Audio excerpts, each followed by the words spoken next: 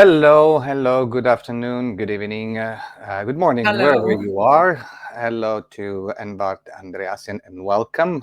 Envart, if you have been active in the group or following the group, has been quite active in commenting and posting things and her opinions on quite a few subjects that we touched in the group.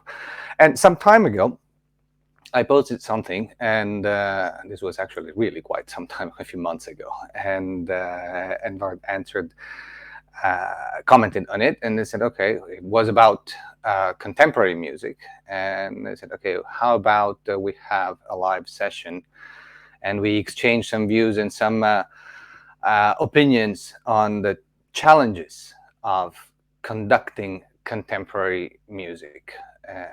First of all, contemporary music already entails quite a bit of repertoire and covers quite a few things, because generally speaking, we tend to put into contemporary music a lot of stuff starting from the mid of the 20th century. We consider everything contemporary music.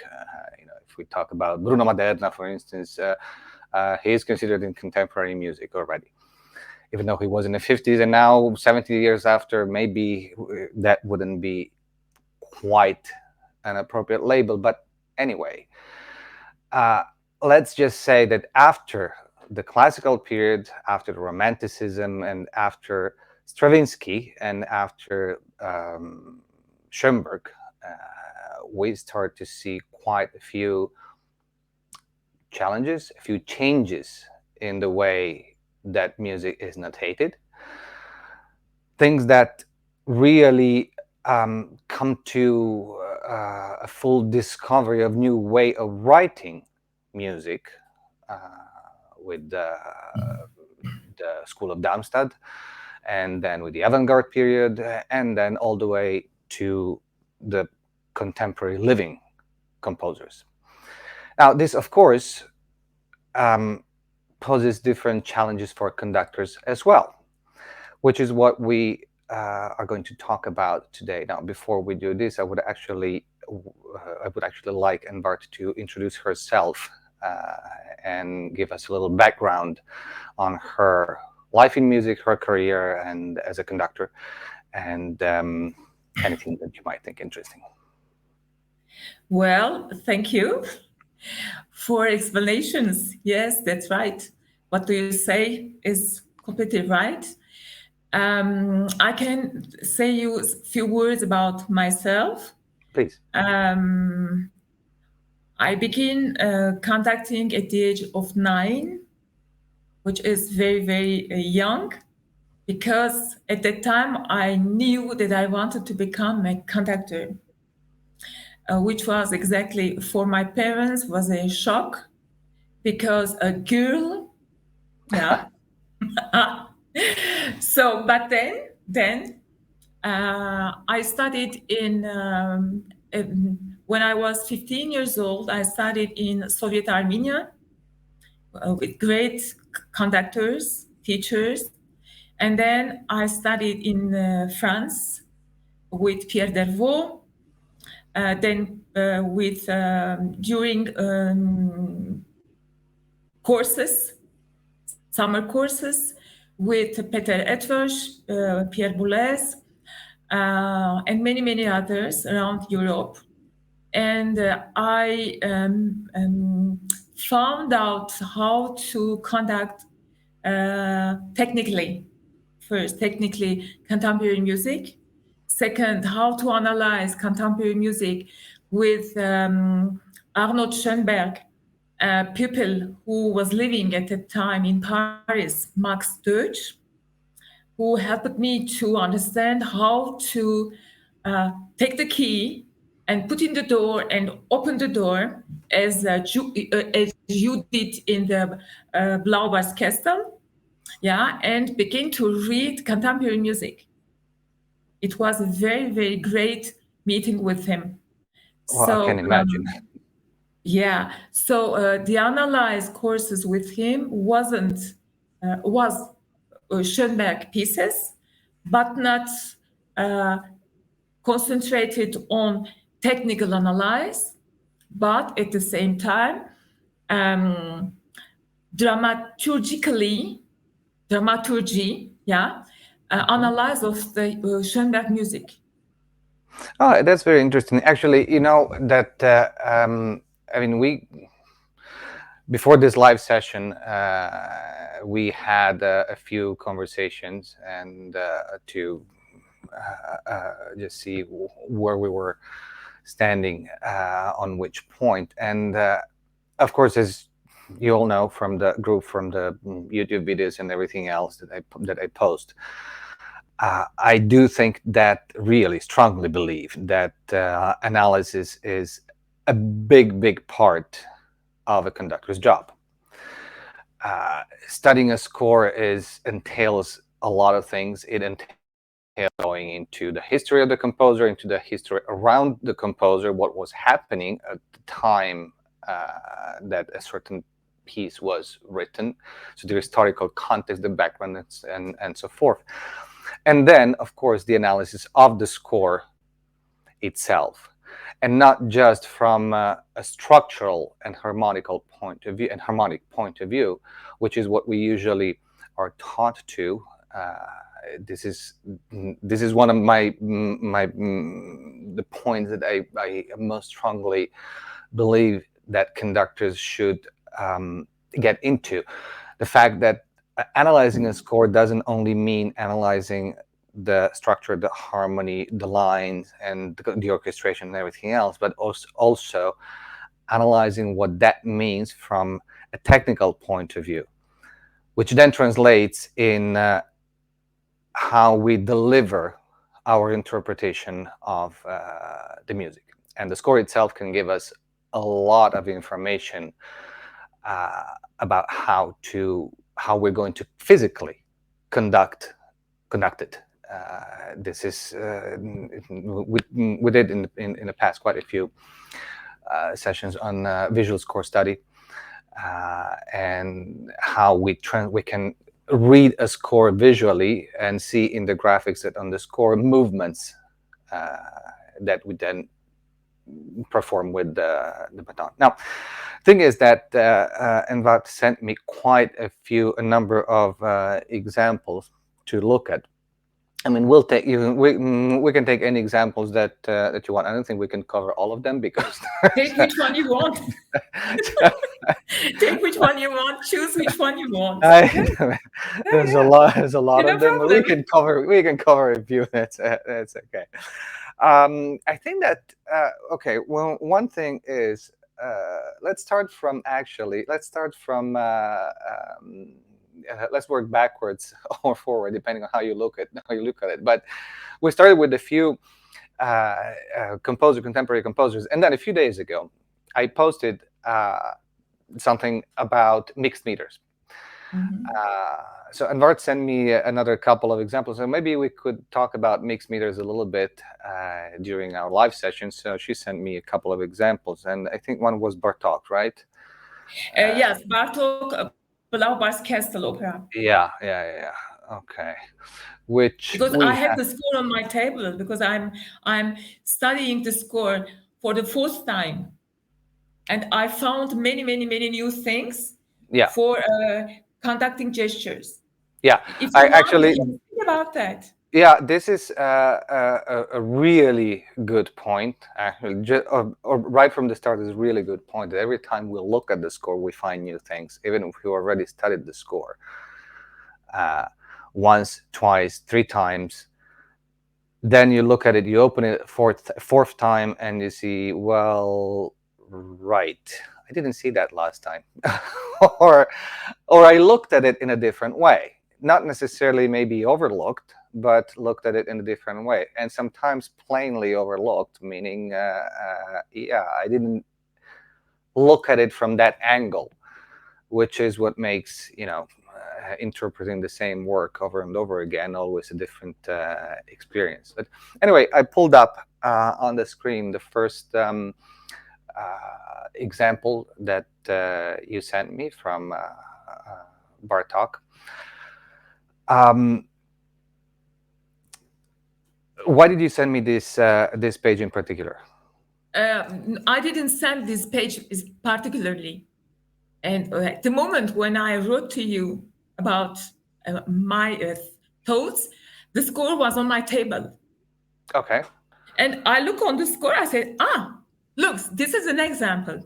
And you answered me, and I said, oh, this is a good point. We should speak about that. So I wrote some things on the score. I put them out and send you the photo of the Yeah. score, so you can have a look now how to. I want to say something that there is the beat, yeah. So the beating, uh, which can be studied apart, and then after very deeply analyzing the score, means that uh, you analyze each element, each sound, each rest, each dynamic, and so on, and you begin feel the color. In the case of Bartok, it's very real.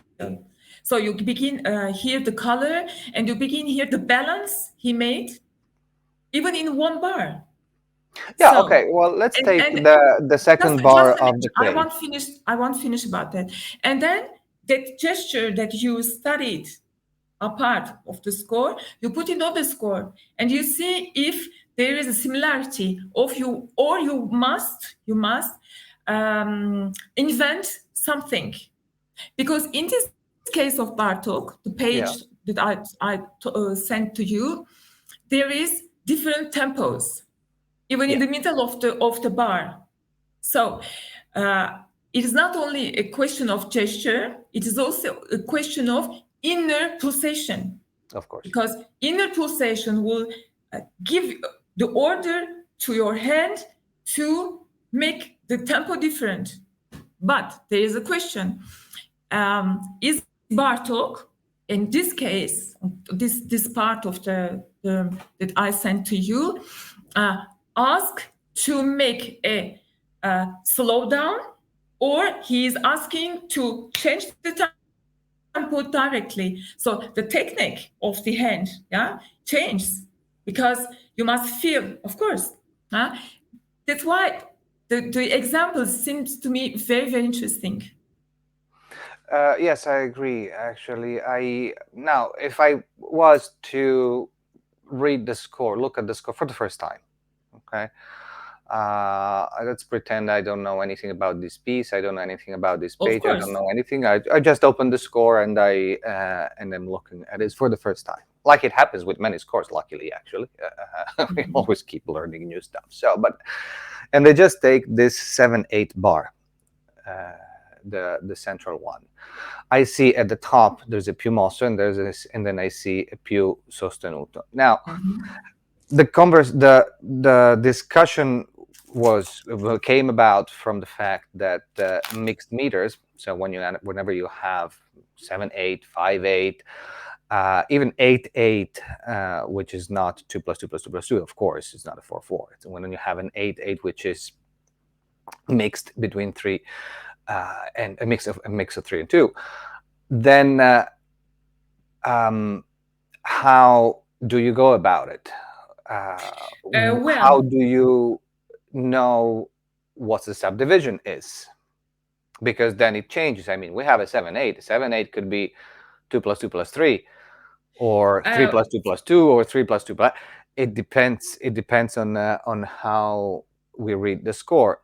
And for me, just by looking at the score, one of the first clues is often how the music is written, meaning how the values are divided. Now, if I just look at the harp part, then that could go in different ways. But if you look at the horns part, there's a clear indication in there of how the subdivision, the inner pulses of the bar are, and that gives you already an indication, a technical type of indication of how you should tackle this bar. And I don't know if you look at it the same way, but for me in this case is 3 plus 2 plus 2. Now the tricky part is the tricky part and the help also. You were saying, do we want to have, does Bartok actually want to have a rallentando or a clear tempo change in this case? All right, I'll hand it over to you. Then I'll give you my point. Well, what do you think? if we take this bar 7/8, yeah, I want you keep the attention of something very interesting. So, do you I think you have, if I remember well, the whole the high part of the page and low part of the page. Yeah. I have from the flutes to the harp. Sorry. I have You the have flute. from flutes to harp, okay, and then you have from harp to a contrabass. Yes, in the second. Okay. Yes, in the second So page. have a look. We should have a look. Horn part. He wrote crochet with point. Yeah. Yeah, and a crochet. Yeah. And then there is rest. Okay, and where the tempo is changing. If you look at the part of flute and clarinet, there is trioles on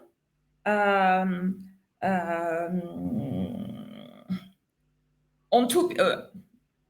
I will say 2 beats. Sorry, it's not 2 beats. It's 4 beats. Huh? Yeah. 4 beats. So to be easy to play, because normally he wrote più mosso, the crochet egal to 88, means that he want it to play in crochet. Yeah, it means that this is 1 2 1 2. If you see the part of horn, and if you see the part of flutes and clarinets, there is trioles. Yeah. 64th in 1 beat. So there is 2 groups like that. So it means that 1 2, and then the tempo is changing with sorry, it was 32. There is a mistake. 64th 3 times means 1 2 1 2 1 2 3 1. Yeah, that's how I see the composition inside. If you see the hard part and strings part, it is very clear. For violins, there is a half note and a note, a crochet with point, means that 2 beats and 1 2 3 crochet quavers. The half part the same. So clearly it was for me, said 1 2 1 2 1 2 3. But there is a problem.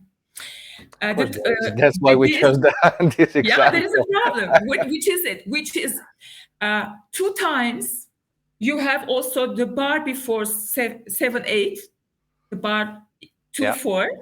Yeah. Groups and formulas are the same. Totally the same. One is for 4 quavers, and one is on 3 quavers. But the formulas are the same, and the tempo is the same. So it means that it is slow, faster, slow. Yeah. So the question is now how play these 3 quavers of the end of the 7/8 bar in a slow tempo without making something very flu, not clear, because it must be the same as the first time on the bar 2/4. Yeah. So you see, there is not only the to know how it is written inside by Bartok, but it's also to make it clear because the Yeah, of gesture. course. Yeah. Yeah, But there's one other thing actually I think in this bar that because I started with looking at the horn part for a purpose. Because the horns part, if you just look at the horns part, yeah, okay, then if you just look at that, then you would have 3 plus 2 plus 2, the way that it's written. But if you look at the other parts, then it becomes something else. yeah. So the question is to know by the conductor which parts are important, Exactly which where it was parts I wanted to are go. making just the color, just the how do you say um, um, just the color, yeah. Yeah. Yeah, which is Just exactly where I wanted to support go. the color. So Uh, for me, as when I read this, for me important is because of the yeah, and on two beats. It's very important because this is a trio, 12 trios of 36, and then we are going for 4/64 three times. Huh? yeah. Uh, don't it means that the inside the rhythm are different. So when you do 1 2 1 2 1 2 3, you can show the difference between. This is also something to be think by the conductor. It's very Exactly. complicated. Yeah, everything is working Exactly. together. That's why it's important that's where part the uh, analysis of the score comes in full-fledged, 360, not just limited to one part. Because if you just look No, at one part at a time, then you can easily get tricked. And then if you just look at the horns and you say, okay, well, it's 3 plus 2 plus 2, and then you're in trouble. You get in trouble with the singer, because the singer's line is 2 plus 2 plus tutu. 3. Obviously, you get in trouble with the violin's part. Is doing the singer. Yeah. So, and also you get in trouble with the clear tempo change that he wants on the third beat of the bar, the più sostenuto. So, um, this is something really to take into consideration. And the point that I was making in that post from which all this originated, actually, was that technically, how does this inform you technically? Well, one thing that informs you technically is that whenever you have mixed meters. This was the point of the subject point.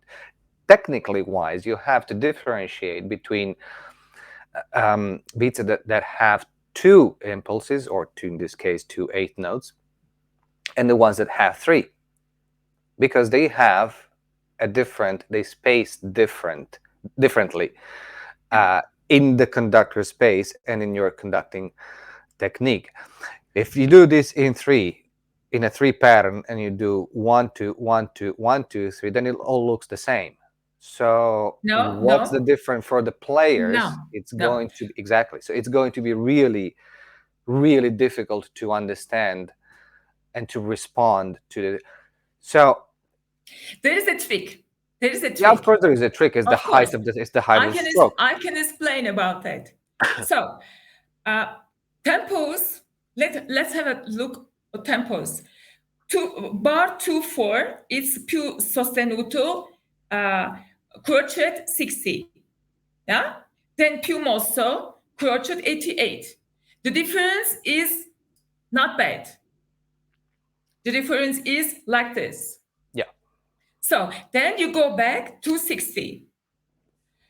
First thing, the conductor should feel these changes inside. First thing.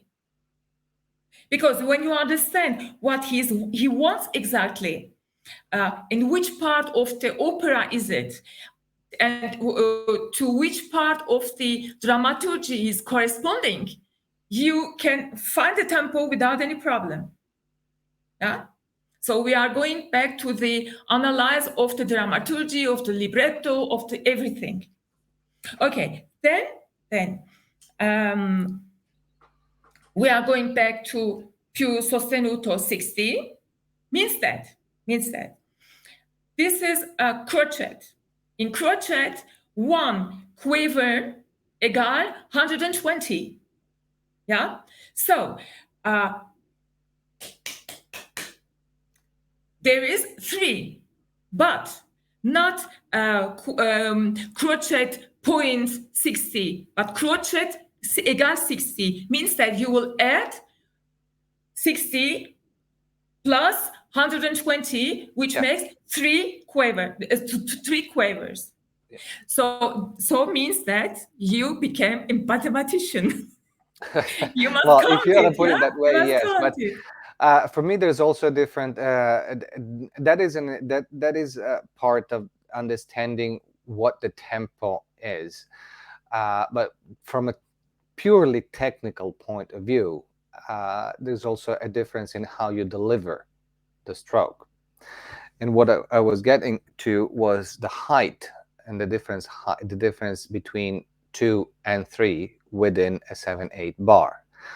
Because, as I said, if you have a 7/8 bar and you do it and you use it, let's say a 3 pattern, right? Then and you do 1 2 1 2 1 2 3, then that is really confusing. What we need always to take into consideration is the height of a stroke. So it's 1 2 1 2 and then 1 2 3.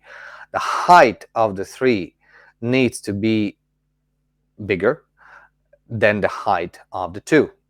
If Of you take a course. bass line, it's 1 2 1 2 3 1 2 1 2 3 Of 1 course. 2. So 1 2 1 2 3. And what is often overlooked in this aspect, then what you would then what do you see? Then you find this kind of gesture: 1 2 1 2 3, 1 2 1 2 3, or 1 2 1 2 3, and then you wait up 1 2 1 2 3, and then you wait up for the time to make up for the time that was not in the stroke. Now, this might seem like a really stupid thing. I'm sorry. It is not stupid thing. No, I know it isn't. It It is not. might seem like a It stupid is thing, but for not. the It is players, it not. Of isn't. course not.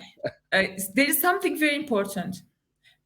If you think to conduct this kind of bars, yeah, with very clear technical writing by the composer, you use your classical music or romantic music technique. It can be something very uncertain. But if you use it 1 2 1 2 1 2 3 1 2 1 2 1 2 3, it goes. The gesture is more um, uh, hard, but the the music follows you how hard it is, how soft it is. But Yeah, the gesture, I would yeah, actually yeah, argue but one thing in here, which is the dynamic, though. Because the music, I mean, let's keep on the 7/8 bar, right? Since we're only we're staying on it, let's stay on the 7/8 bar. Now, the beginning, there's a dynamic in there, which is the piano. Then there's the crescendo going to a mezzo forte to the più sostenuto, and then there's the diminuendo. There are no accents in the strings, mhm. for instance, right? uh, Going up in the score, I see one accent on the singer, and then one accent on the horns, and but in on the second bassoon, but they're all in piano. Even the one in the oboes, they're all accents in piano. So what I'm getting to is that uh, with what you said in keeping clear the gesture, it can also be kept clear in a smaller portion of space, as long Mhm. as the pulse in it is there. If there's no pulse, then then we're cooked. That's why we use for the contemporary music most of the time this. Yeah, Yeah, exactly. But I would one argue two, that one that two, one goes two, just three, one. yeah, that the wrist you mean. Yes, the race. At the same time, this is showing the pulsation, Yeah. and this one is very very independent, and show the flow of music, the phrases, dynamics, yeah. And if needs, they both together. If there is a very very big difference, tempo difference, yeah, you use both, because it mustn't be without a balance. So you do that. This is very important. This is very important. I do have an objection to this actually, and it is the fact that actually two. I mean, one is that the wrist is helpful not just in contemporary music, but also in music before contemporary music, because technically there is no orchestra in the world that needs a beat. They all need a pulse, whether they're playing Mozart or Beethoven, and the pulse always comes from the wrist. Otherwise, if it doesn't come from the wrist, then it's put somewhere else, which is undefined. Sometimes this, the wobbling of the head, or in your knees, or in your elbow, or in some weird movement. Then maybe you have 1, 2, 3, 4, 5 pulses in one movement. So that would be helpful actually in that is helpful actually in all kinds of music. Of course, there is one thing. There is the thing that if you do, I don't know, a Mozart symphony, then you give a pulse at the beginning, and then you can go have a coffee and come back. The orchestra is still playing without any help because they don't need anything. Of course. They don't need Uh, 1, 2, 1, 2, 3. They don't need anything in this type of music. Of course, the orchestra needs some more help. Yeah, you speak about the. It's very interesting. You speak about the style, different styles. Yeah, it's clear that for us conductors, it's impossible to conduct any style with all the same Of gesture. course, yeah, Normal, yeah. yeah, That's why if you remember well, that's why all the time I'm answering to you, yeah, the analyze of the score, yes, because look, something very interesting. In this part that I send you the photo, there is a lot of questions. The time is very short. Time is very short. In short time, the tempo is changing, and the rhythm inside, the pulsation inside is changing, and then it's going back. And then after, I don't know if we have also one più mosto, 4/4, yeah, which is completely different. These very short changes need to be taken consideration very seriously, because not only they deeply analyze all details, all things, but at the same time analyze how I will beat it, how I yeah. will show them, because it must be clear, and the music must flow through, yeah. Though at the same time, the conductor should ask himself, what gesture, which of my gesture repertoire or reservoir I will use. So we are going back. Of course, we need from the beginning, when we are studying conducting, to have a big repertoire of gesture. Okay, let me ask you a Big question on repertoire of this. gesture. Where do you build it from? Oh, well, I cannot speak only for myself. Yeah, I was studied in Armenia with a young conductor. I was 15. He has been, I think, 28 or 30, and he was a student of Alexander Gauk, was teacher in Moscow Conservatory, and he taught me during 2 years with very, very small music, not very, very interesting, huh? But to have a very clear gesture. The first thing I learned that I will try to show you like this because I will do it high. First, he taught me to choose my conducting position. What does it mean? It must be high, or must be it in the level of waist, or here. You choose it, yeah, because three How? different places has different sense. Yeah. Okay. First, So huh? how do you choose that? Well, how do you choose that? This is coming. I don't know who is how is doing, but I choose this because he taught me to do it low. Why? Low. Why? Because when you do it low, you can do this. You feel the energy with your inner energy. You can do that. If you do it here, there is no energy. What will you do? If here, there is nothing. Because I learned, yeah. And I then, will. Yeah. Sorry. Go ahead. yeah, and then other teachers with whom I studied in summer courses, uh, they didn't change it. But one, I don't want to give his name, No, he it's said, okay. "Oh, it's not good. You put it up. Put it up." And when I made the experience to put it I put it down as I knew, and I tried to put it my position higher, and I hear the difference of the sound coming from the orchestra. Yeah. I would argue to that one thing that there is not one position or two position that actually see, where it comes from, for me is actually from the music, meaning that there is certain music that is, well, I'm off camera, but anyway, It's coming from the hara, coming from the bottom, from the and hara. some music that actually makes more sense having it up there. And one of the parameter to determine that is the orchestration and where the music is placed.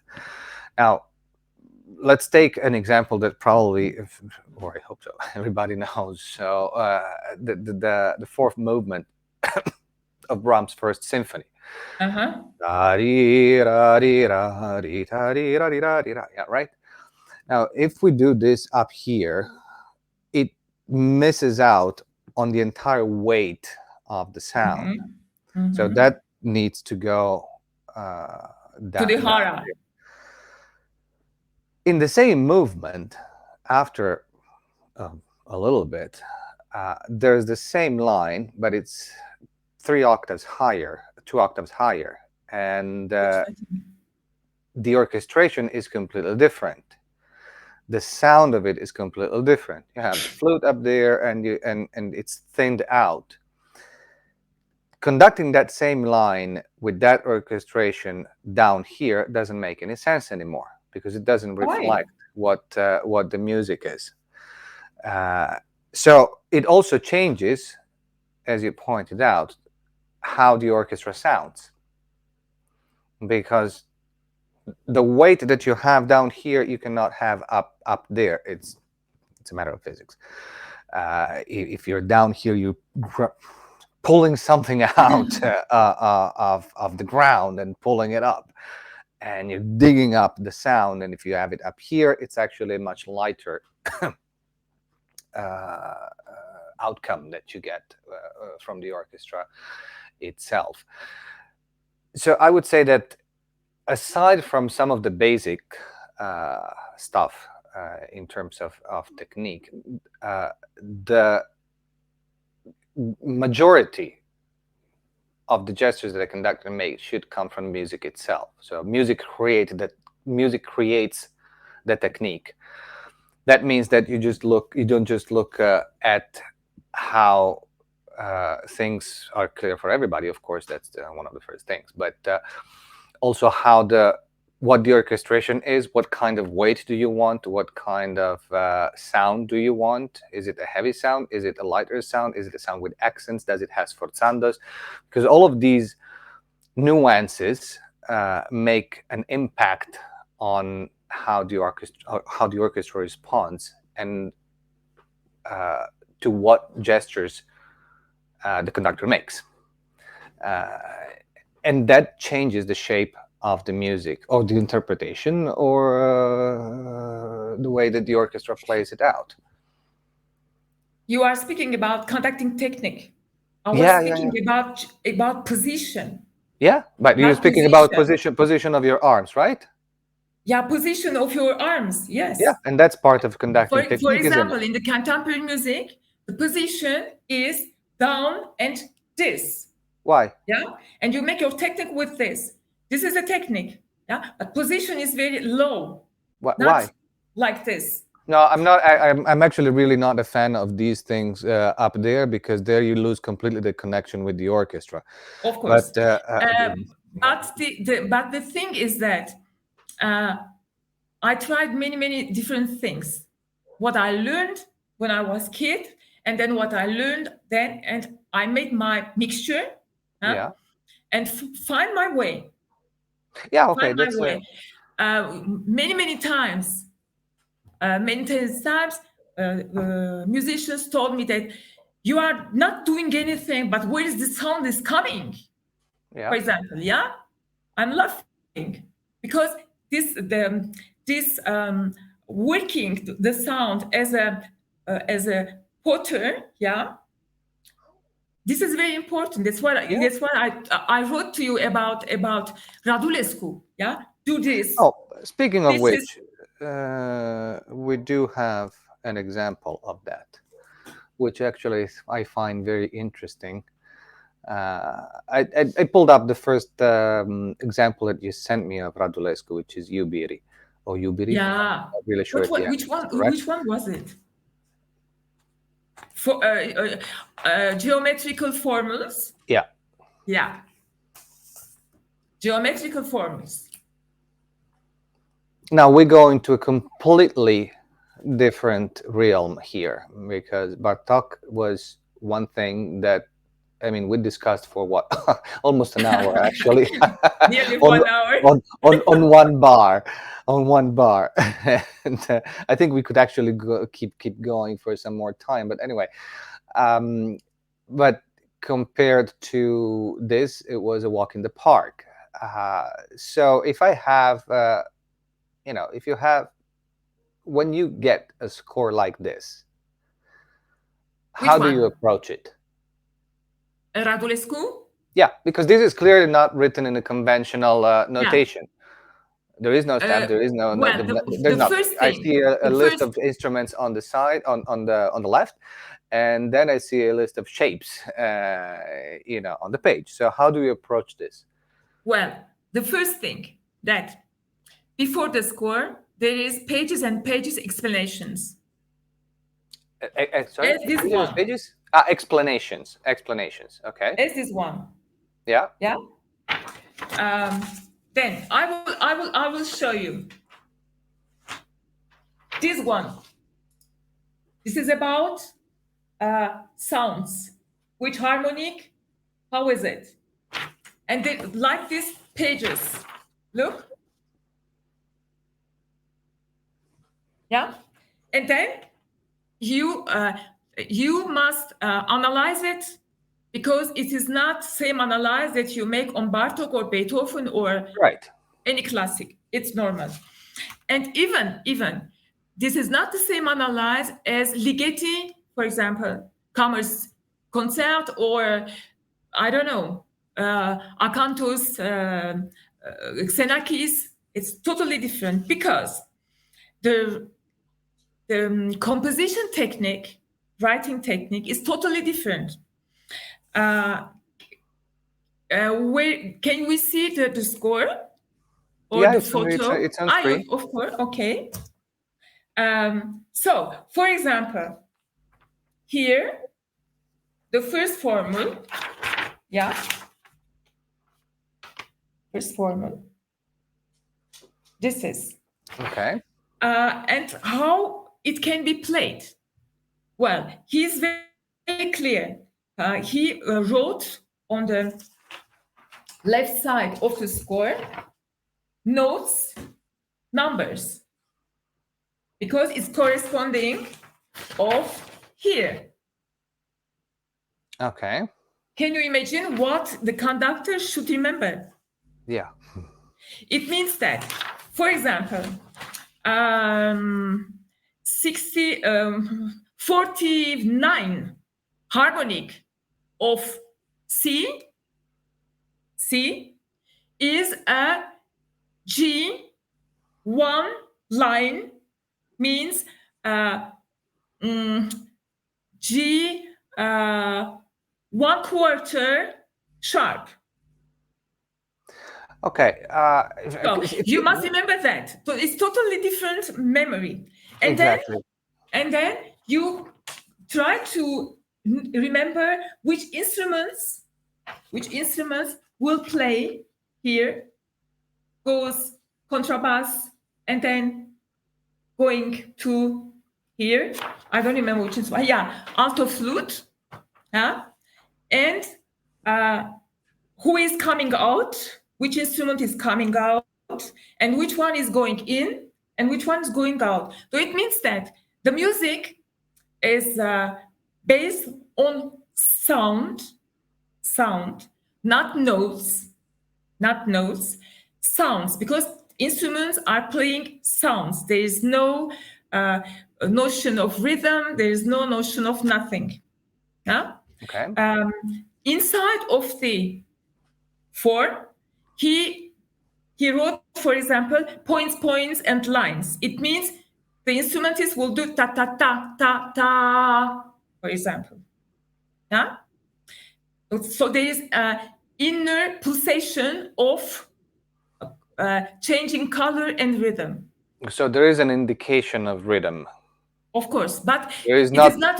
It is not really rhythm, because I mean, it's not precise as we used to. Because the musician is free. Because musician is free. Yeah. You think that they are improvising, but it is clearly written, not the rhythm. And then I will show you here. Look how it is finishing, and what is happening here.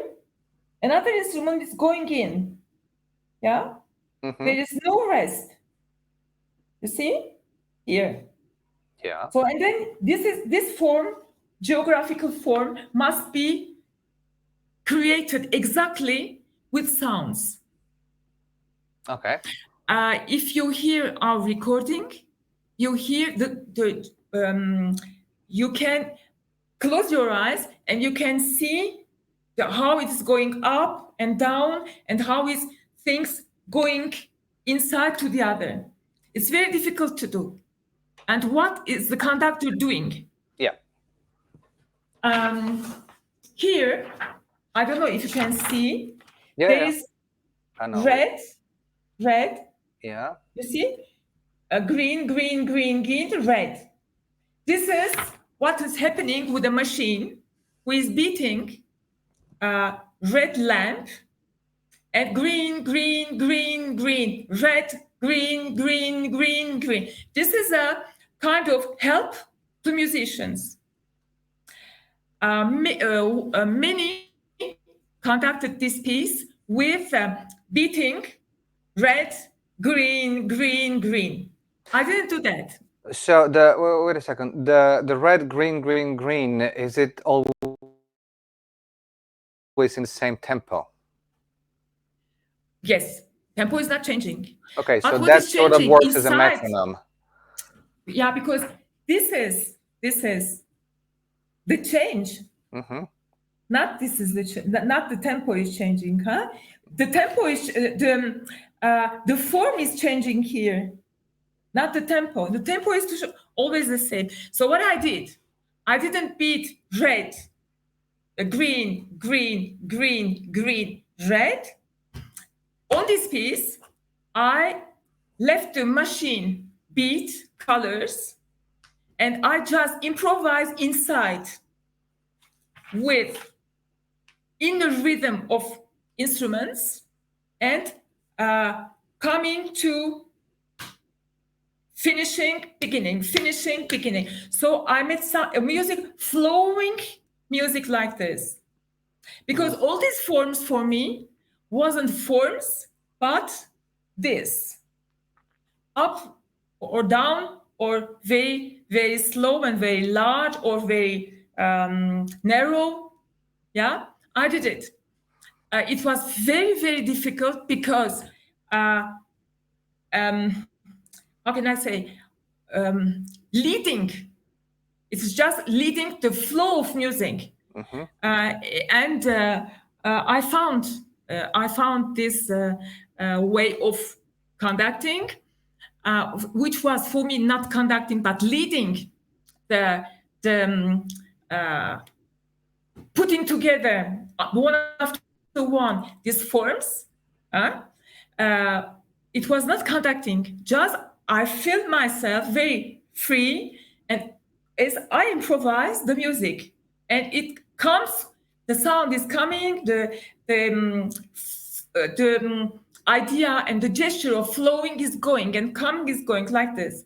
It was a kind of um, go and back, the energy. Mm-hmm. It was very, very interesting.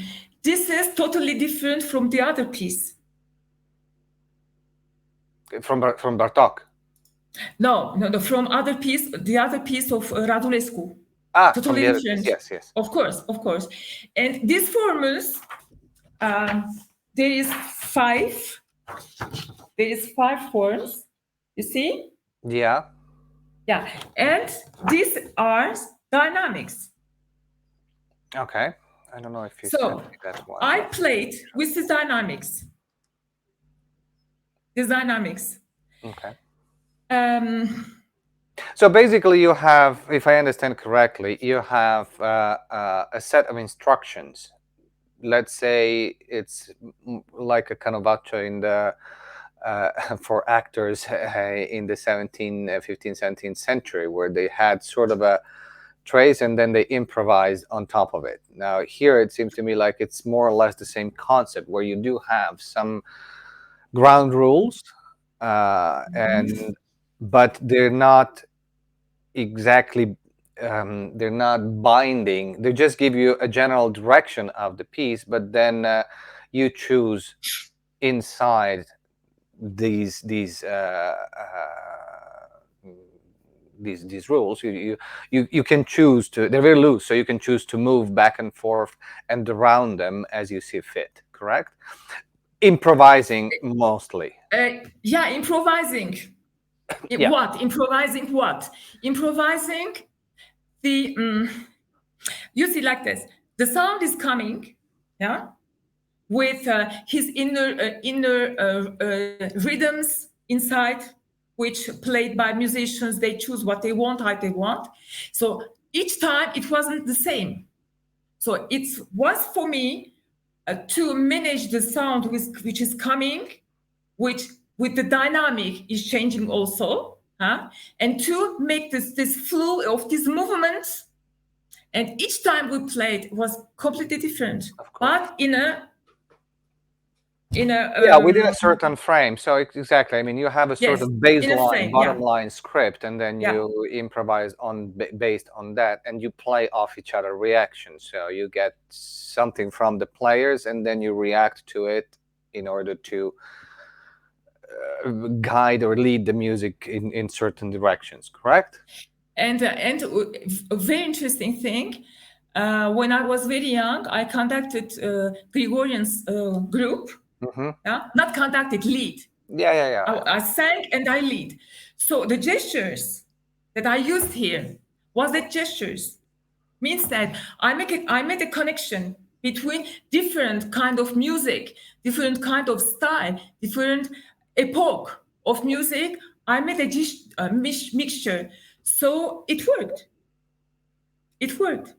And the music was like this, or sometimes as here, for example, this one, Mm-hmm. yeah, it is pointed like this.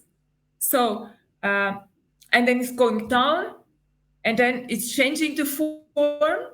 But to change the form, it's beginning from the down and then going up. It's also the dynamic, Yeah. and also sounds, also inner rhythms made by musicians. So there's two, three elements which are clear, but at the same time not clear, because musicians and conductor are free to make this movement, Mm. I which find this going very through, interesting through, through, through. for different reasons. Actually, I find this really interesting on different levels. I mean, aside from the fact that it really plays with your brains of classically trained musicians, which of course we're not really used to see this kind of music or to deal with this kind of music.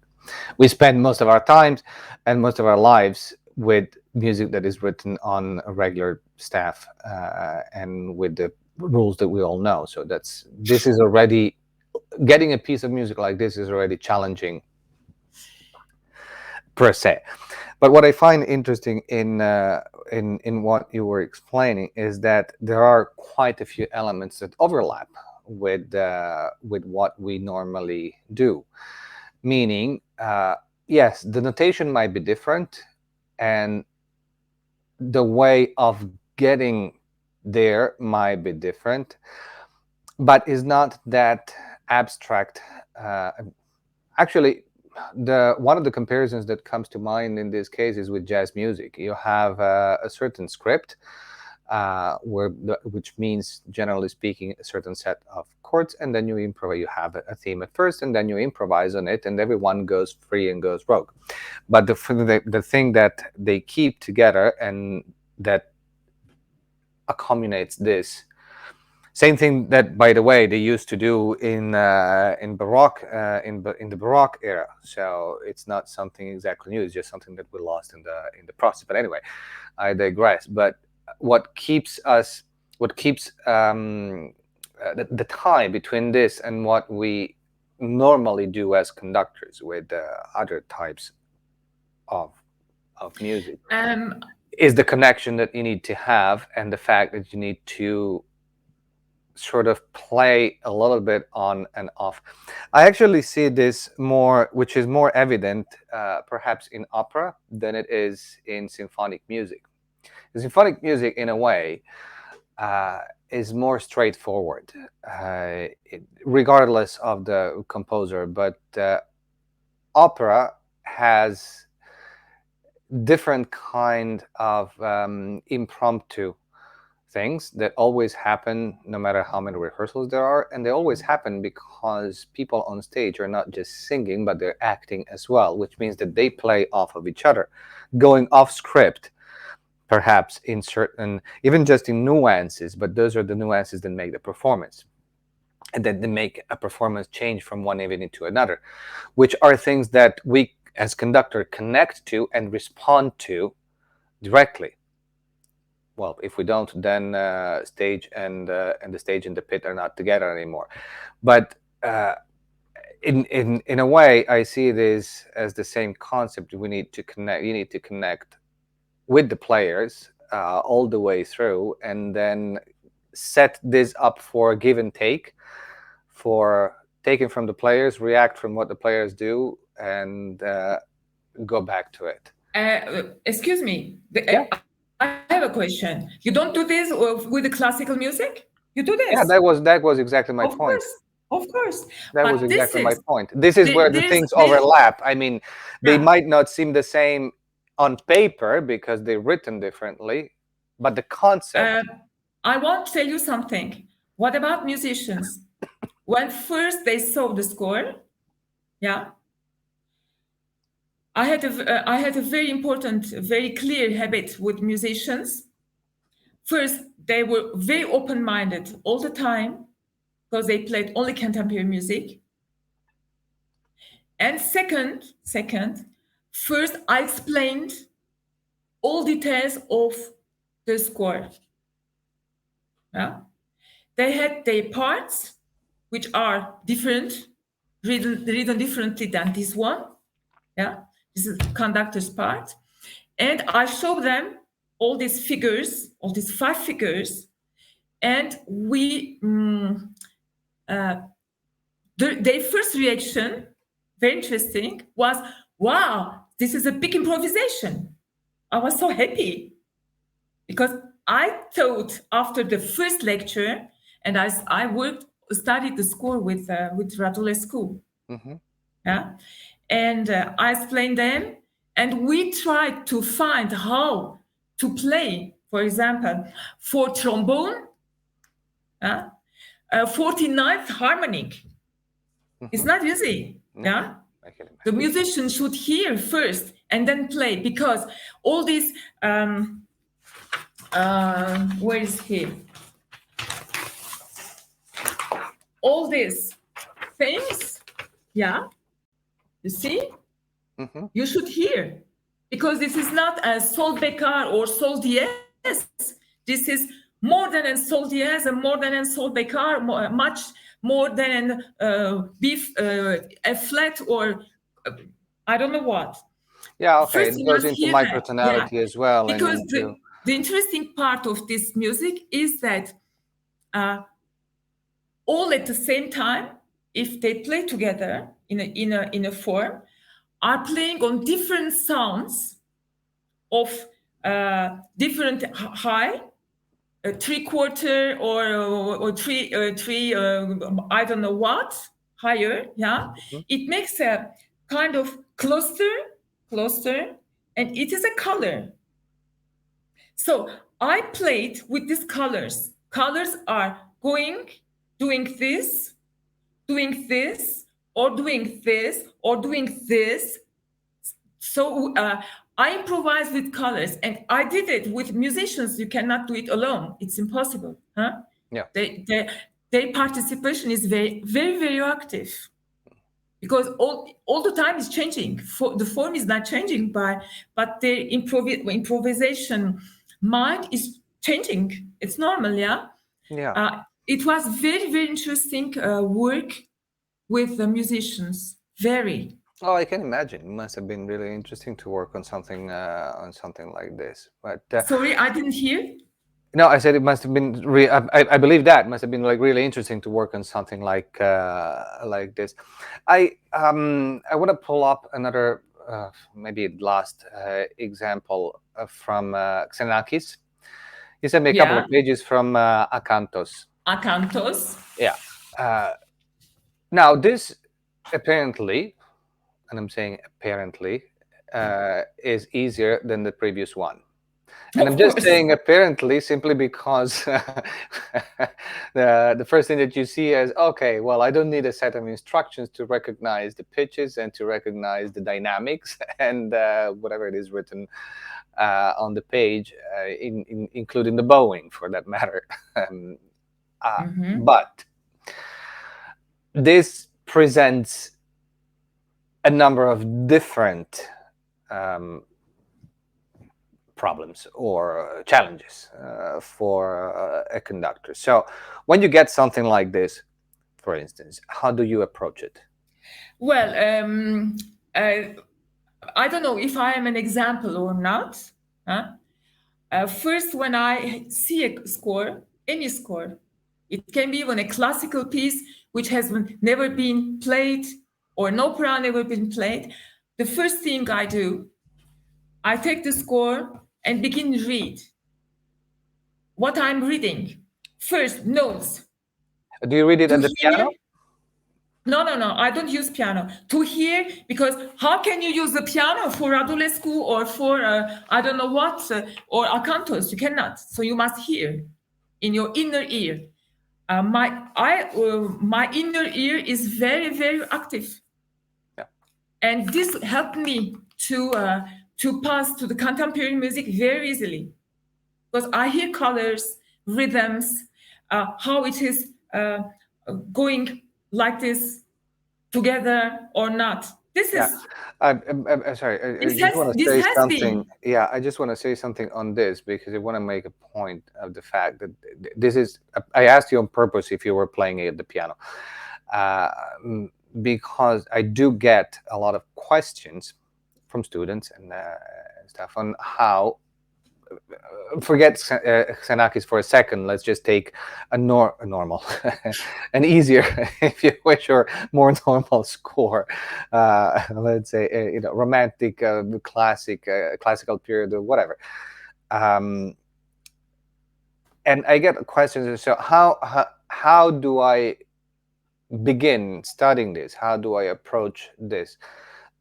The concept per se, unless you are in a different world like the one that we've seen before, where you actually have set instructions. But when you have something like this, one thing that I always um, um, ask people, students, not to do is to study with a recording. Uh, you know what? You know what? I'm not saying Uh, not listen to a recording. I'm not saying not listen if you have.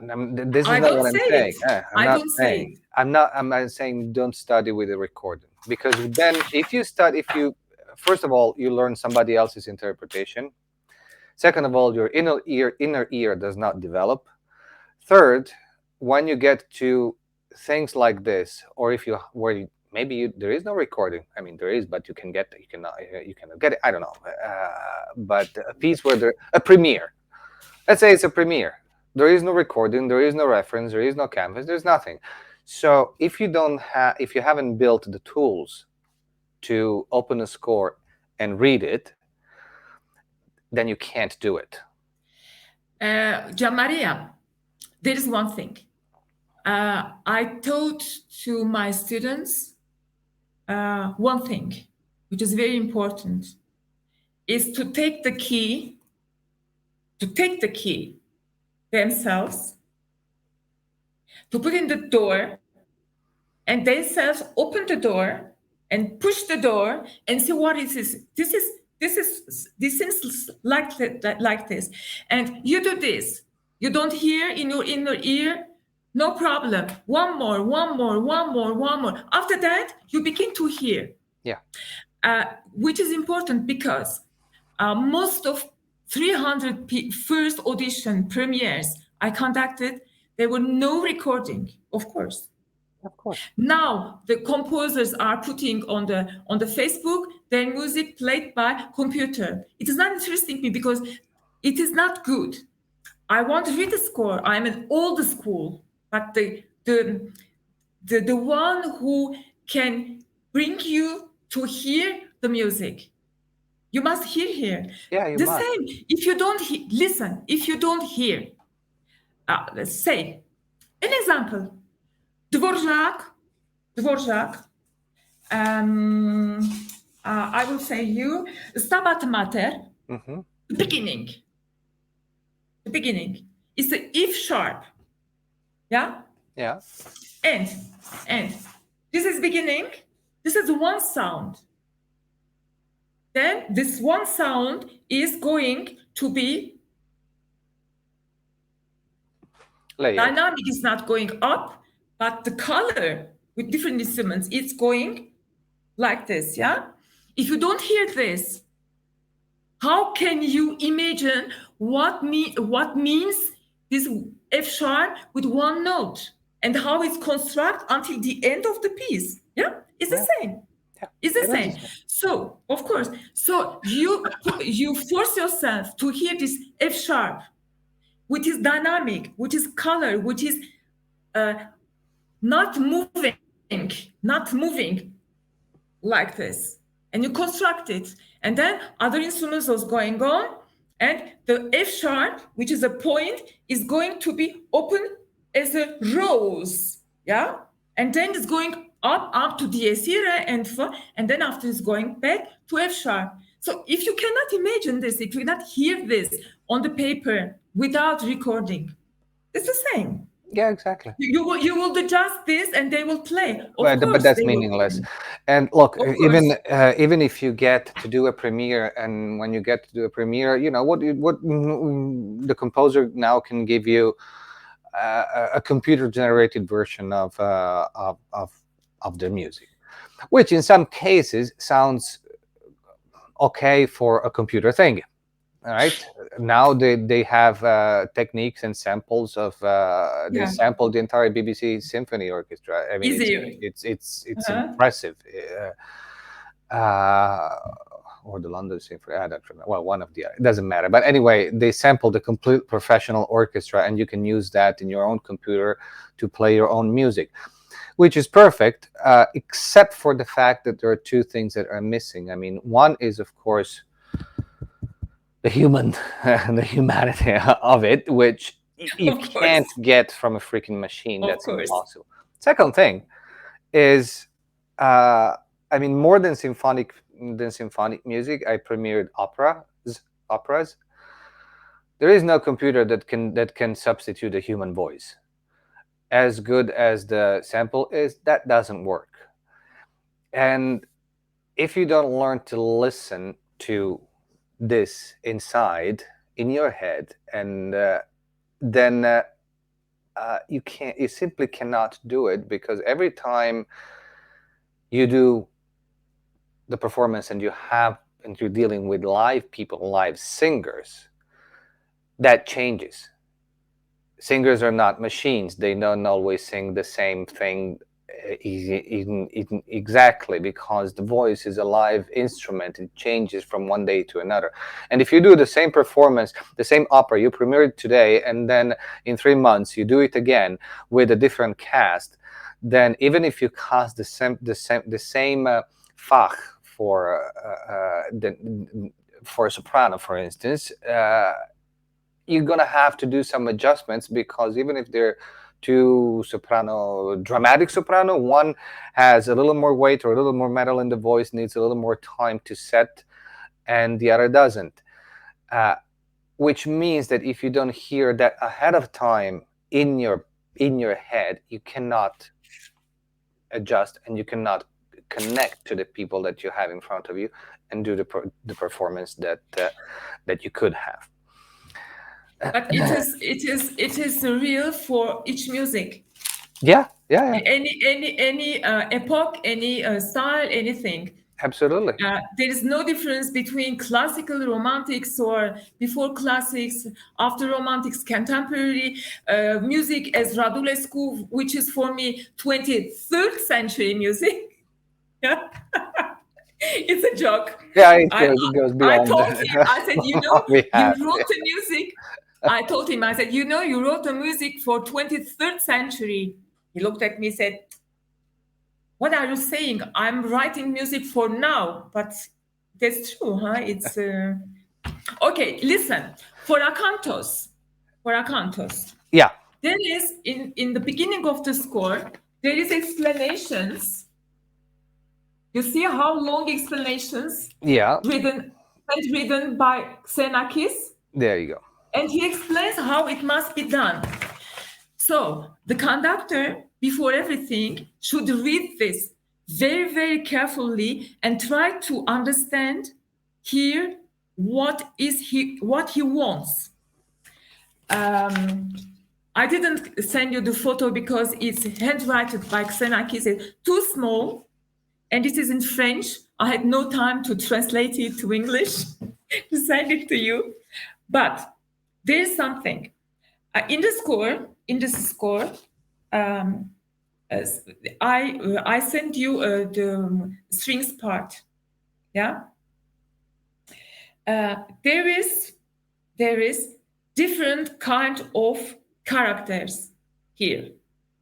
The score. I don't know what I sent you. Just a Yeah, I have minute. the strings part on the screen. You have two photos, yeah? I have two photos. Yes. Yeah. So this is the page 3, yeah, from bar 21 to 25. Okay. So the second part, the first part is the music is going like this, yeah? going like this, and there is this. Yeah. Now, in the second part, from bar 26 to 31, is going like this. These are totally different characters. Totally.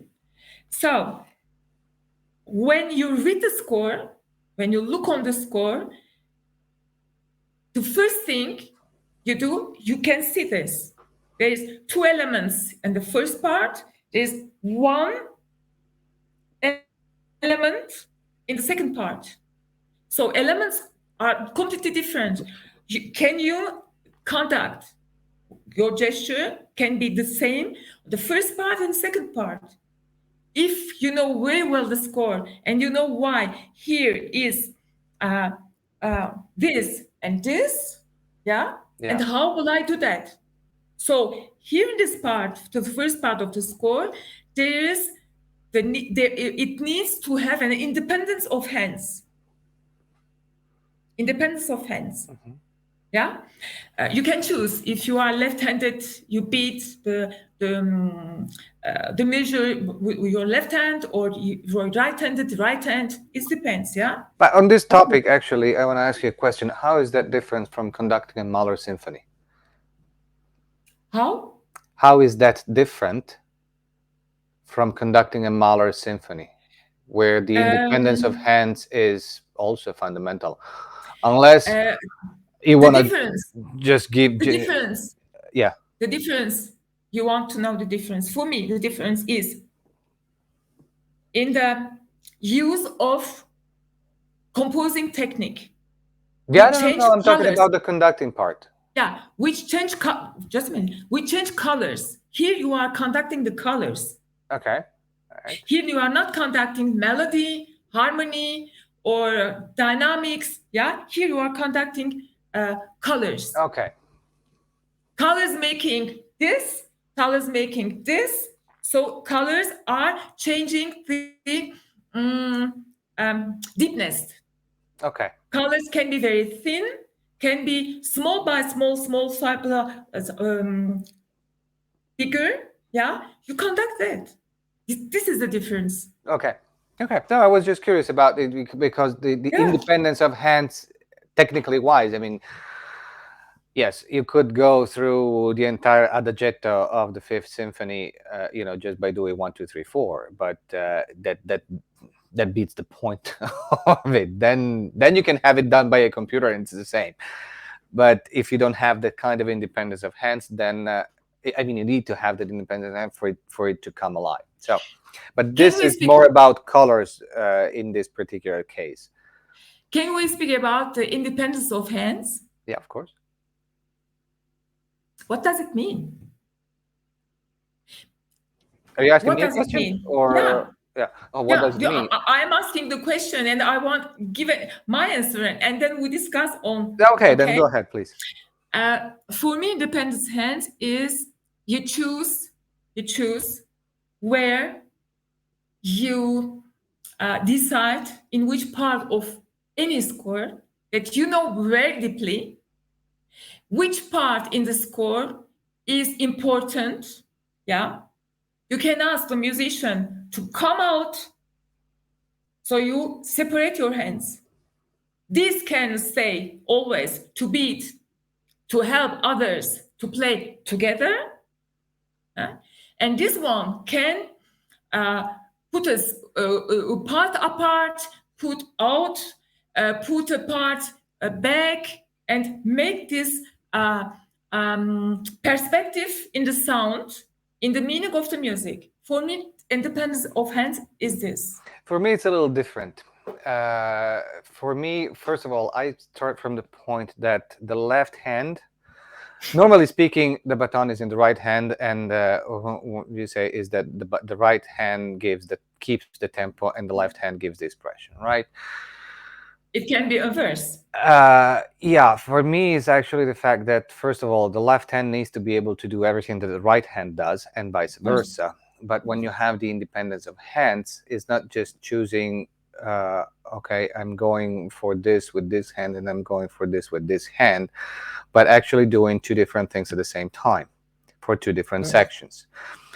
Stupid example, since we were talking about Mahler, since I brought up Mahler, the Adagietto from the Fifth Symphony, there is, in Mahler happens a lot. You have parts that have a crescendo and other parts that have a diminuendo at the same time. So you have two different colors to choose from. Either you decide to ignore one of them, or you can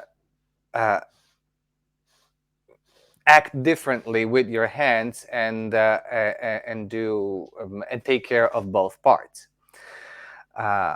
So for me, that's more the concept of independence of two hands, doing two things at the same time, two different things, sorry, at the same time.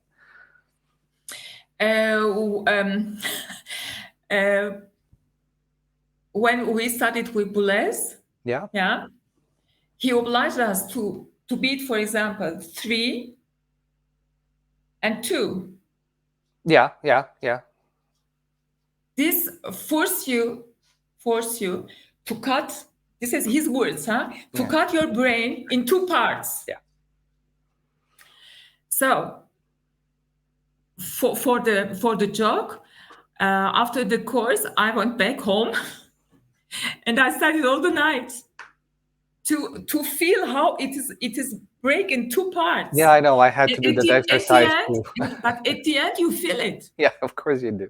It makes a difference, and it makes a difference. Yeah. And yeah, it is very important because it helped me even for conduct Mozart opera, unknown opera. Yeah, I could go through with the beat, and this here do something else totally different. And not beat, for example, it's in 4, you do something from during 1, 2, 3 beats here, and 4 beats you do just the beat, for example. So your brain is working with 2 different parts, which was very, very interesting. And I'm using that. So as I told, so you can do you can stop a part. You can do anything you want with different hands. This is very important because this gives to conductor freedom, very large freedom to realize, to perform the score. Yeah.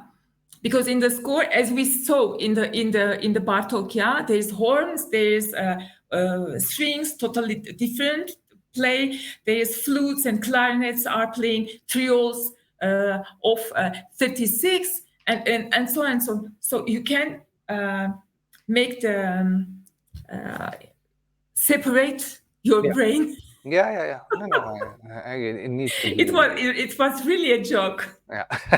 No, I'm laughing because I had to do the same exercise as well, and in the beginning for me it was really hard in the beginning to because you're not used to. I mean, I studied piano a bit along with violin. It was part of you take violin in Italy, you go to the conservatory, you take violin as a main instrument, you have to study at least 3 years of piano, right? So when you study some piano, of course you already have to split right hand and left hand, and sometimes you have 3 on one side and 2 on the other. So in a way, you become accustomed to that, but then it becomes a mechanical thing on the hands. And when you actually have to have it in a completely different perspective, I mean, the concept might be exactly the same, but then the way that it operates in terms of movements is actually quite different. So if you start again from scratch, you say, okay, just here we go, 1, 2, 3, 1, 2, 1, 2, 3, 1, 2, 1, 2. But you know what? It helps to develop the brain. Of course. You have to. It helps enormously. But there is a lot of things that help develop the brain memory and go in that direction when you study. I mean, when I memorized the first time that I did Rite of Spring, I memorized it, and while I was memorizing it, I was at home. I was practicing, and I had the Mozart symphony in the background. sort of to try to disturb to get into my brain while I was actually memorizing the Rite of Spring. Put the Mozart Symphony in the background, and your brain wants to go there and follow, Don Giovanni or the G minor symphony, whatever you have there, something that you know. So your brain automatically goes to it and wants to sing it, and then you actually force your brain to stay on a different path. It's kind of different type of self-training thing that can help you in different ways, especially when things happen in the orchestra. You need to keep your head and keep your cool and be prepared for anything. Anyway, look, I think we passed the 2 hours mark almost. Yeah. Already? Yeah. Already?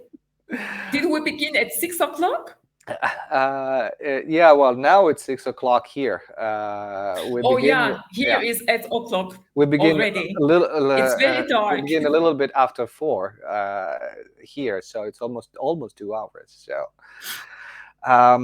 But so I think we can actually call it a day. I think this was a really interesting talk. I hope that everyone else will find it interesting as well. This video will of course stay in the group, but will also go on my YouTube channel, so that anybody can rewatch it whenever they want to, and maybe we can have a different session next time and have another. We can continue on the same ideas. Yeah. Of course. Yeah. What will I say? What about the contemporary music? Analyze the score, how to open the door and see what is in the room. I decided to organize on the next July, 18th July to 5 August, here in Armenia, a master class for contemporary music, performing art, for performers, composers who will show their pieces and communicate with musicians and conductors. Oh, that's great. That's fantastic. Yeah. So I'm doing the advertisement now, but it is sure it will take place, and very soon we will have the poster. Okay, great. Then when you have the poster, it. share it in the group so everybody will Of know.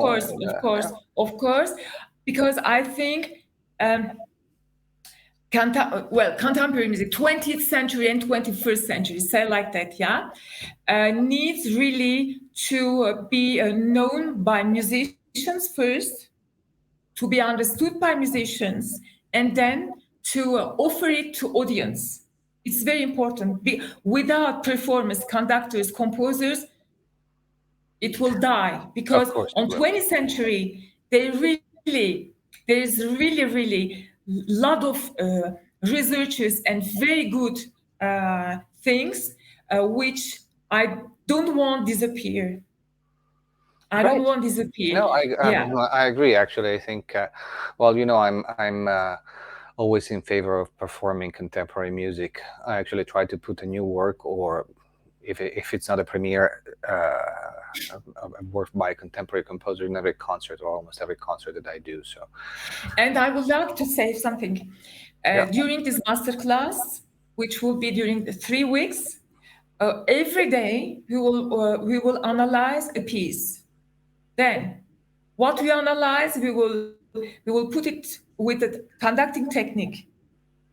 And what we did with the conducting technique and analyze, we will play with a mixed larger ensemble.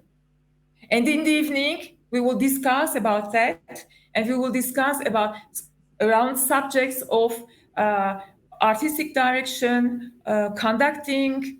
Anyone to have a discussion, conference, something like that.